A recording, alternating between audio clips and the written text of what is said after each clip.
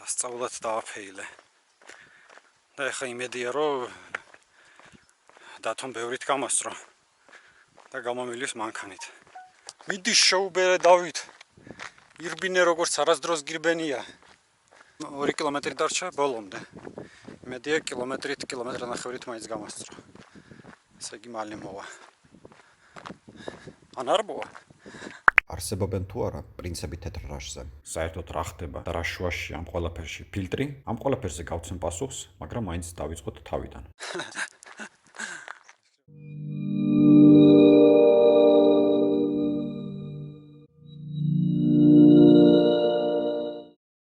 კორონავირუსული წლის ყველაზე ცხელ დღეს გადავწყვიტეთ დავით ჯუღაშვილის ნაკვალევზე შიხანის მთას დავარტყა წრე. თან კოლორიტული სოფელი ბოტისის გავლით.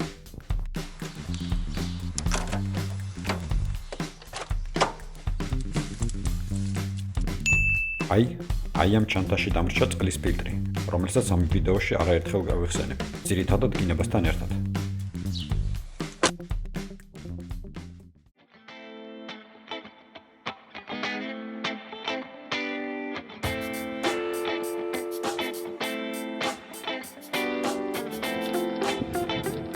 თბილისიდან დიდგორამდე ძალიან კაი გზა მოდის. ახალი ეგეთებული ასფალტის გზა. და აქედან ასფალტის გზა იყრება off-road-ის გზას, რომელზეც უნდა წრე დავარტყათ.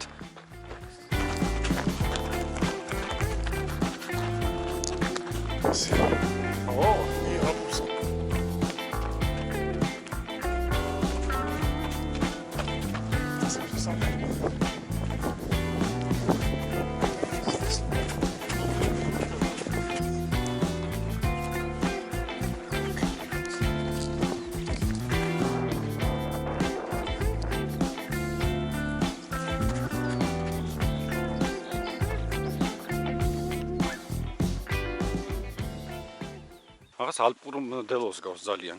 არც ბუჩქი არ არის, არც არაფერი არ არის. ეგ არის შიხანი მე მგონი. აი, შიხანის წვერვალი. თუმცა არის თუ რაც არის. ამ დროს საერთოდ ხვდები რომ შიხანია? აი პატარა წერტილი მაქვს, მე მგონი გაკეთებულია ეს რა ეს.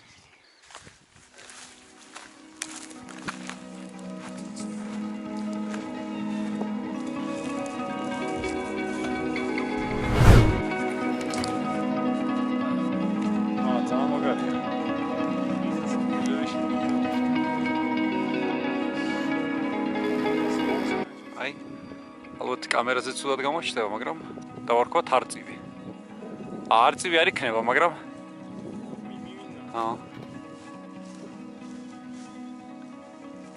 აი, პირველი მწვერვალი მოვრჩით. ახლა უნდა წავიდეთ მეორე უფრო შთამბეჭდავ სიმაღლეზე 2000 მეტრის ზევით.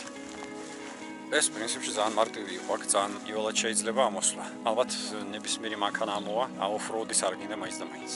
აი კიდე ერთ-ერთი რო ნახე. აი შუაში შეიძლება ეგ პატარა აული იყოს. და ეს მე სამსარის ხედავ.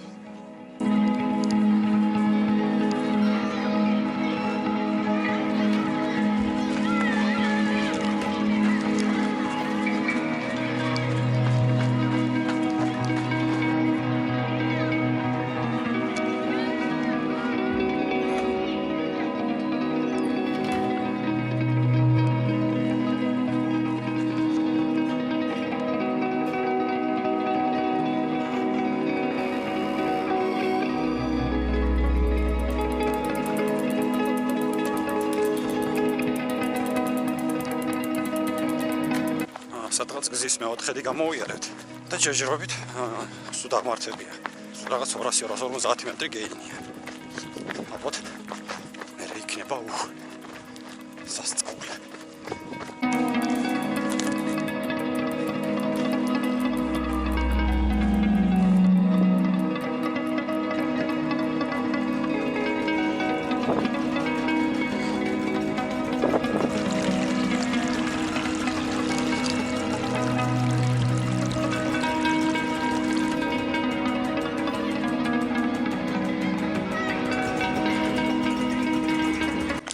კილომეტრის მერე დაიწყო აღმართები, რომელიც აგვიყვანს შემდეგ მწვერვალზე 2100 მეტრის სიმაღლეზე ზღვის დონიდან.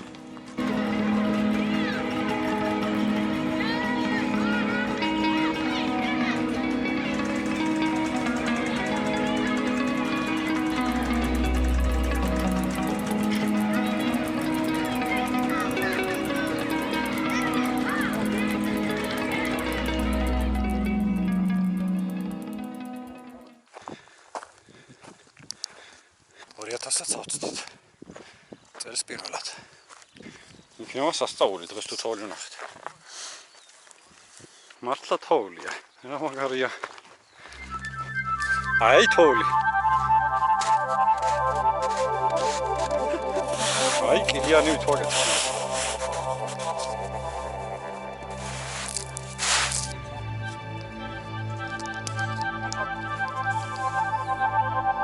სულეგი ხო?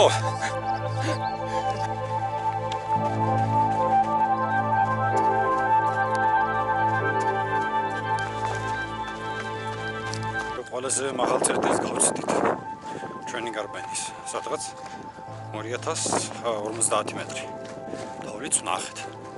პრინციპში შეხანიც ვნახეთ და ახლა წავედით სახში. 25 კილომეტრი დარჩევით. აი ძახიან რიქ რაღაც ცხოველია ზევით.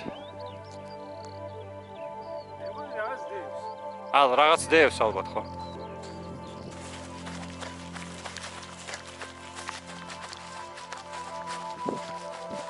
ეგ ადგილობრივი ბუდელაურის ტბები. აი ოფროუდიც.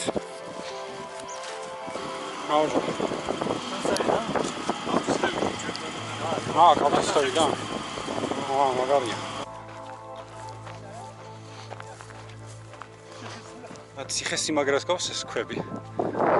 თითქოს ვიღაცამ გაამაგრა. ეს უძუ არის, ეს ლომისერი და ნათლისმცემელი.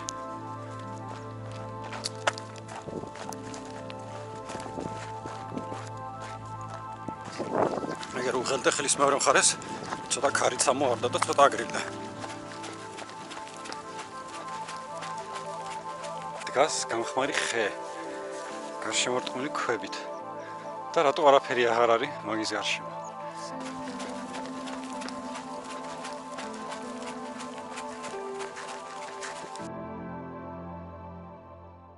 ნახვარი გაზა გამოვიარეთ და ისევ შევდივართ ტყეში. ოპა.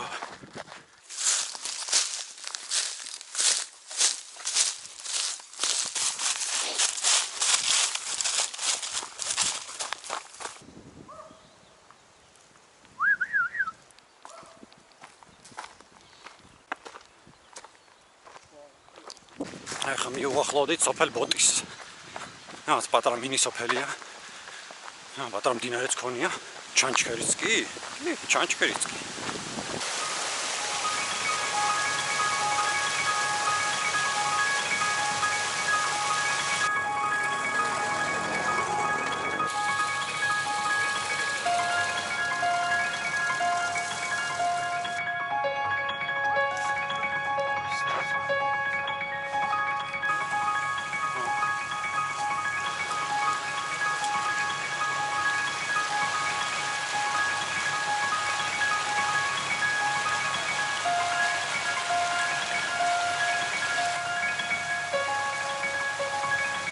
ესეთი სახლია შემორჩენილია. მოხუცი კაცი ცხოვრობს. ძველთა ძველი.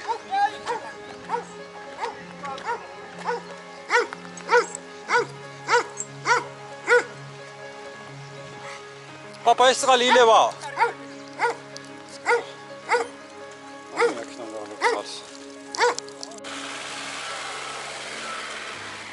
ისე რამხელა გამძლეობა აქვს პაპას. რამხელა სიმამაცე რომ მარტო რჩება რაღაცა. როგორც იტყვენ in the middle of nowhere. არც ტელეფონი აქვს, არც კავშირი აქვს, არც შუქი აქვს. მაგრამ მაინც არის. შვიდად თავის მარტოობასთან ერთად.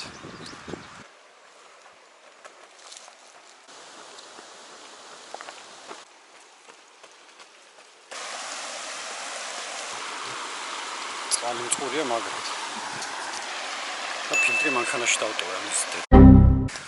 სადღაც 24 კილომეტრი გამოვიარეთ. დარჩა 13. 13. აქედან 6 ასფალტი. ესე იგი 7 კილომეტრი კიდევ ტყეში. აი ძველი კოშკი.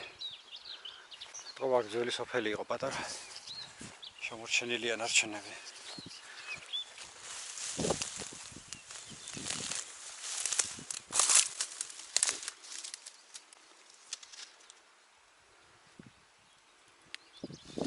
აი ესეთი მოკრძალებული სახლები იყო წინათ. სამოგიართ ხედი ქონდათ ლამაზი. ძალიან სასიამოვნო დღე არის, ბევრი მდინარე ხდება. ძალიან ამწვანებულია, ბევრი ჩრდილია, ნიავი არის. და მე ფილტრი დამჭა მანქანაში. დარჩა 4 კილომეტრი. და ეს ალბათ ყველაზე რთული 4 კილომეტრი იქნება. რადგან პაპანაკება სიცხეა. ჩრდილი მაინც და მაინც არ არის და საშინელი აღმართი. ნუ საშინელი როგორ? გამოვლილი კილომეტრების ფონზე საშინელია. აი ბიჭები ამოდიან, კეიფობენ. აგავსყრიან. ყველაფერი როგორ შეესაბამება ვაშკაც. და ფილტრი, წამოიღე რა ფილტრი. ბიომატი. აი თოვლი რო არის დავზმო. აი მანდედან ჩამოვედი ჩვენ.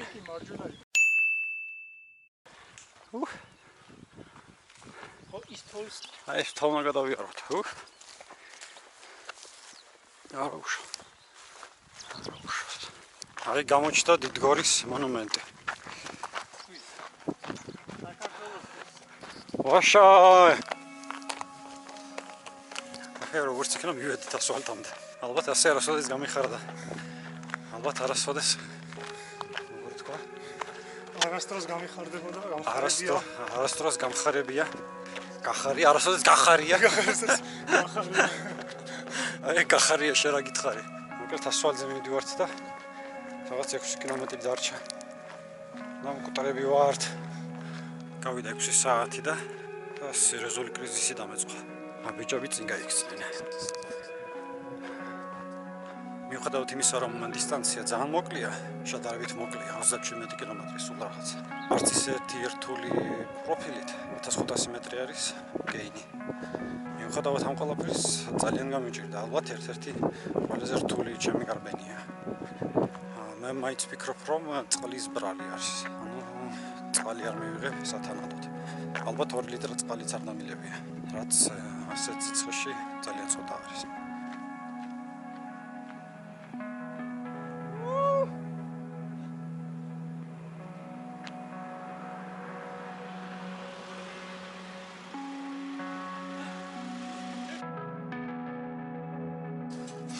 ბოლო კი 2 კილომეტრი დავითმა გადამარჩინა, თორე მართლა იმის პირას ვიყავი, ერთი წვეთი წყალი არ მქონდა დარჩენილი.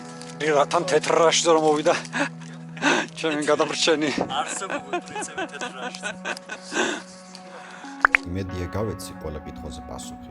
პრინციპი თეთრ რაშზე მითი არ არის და რაც თავარია ფილტრი არ დაგრჩეს.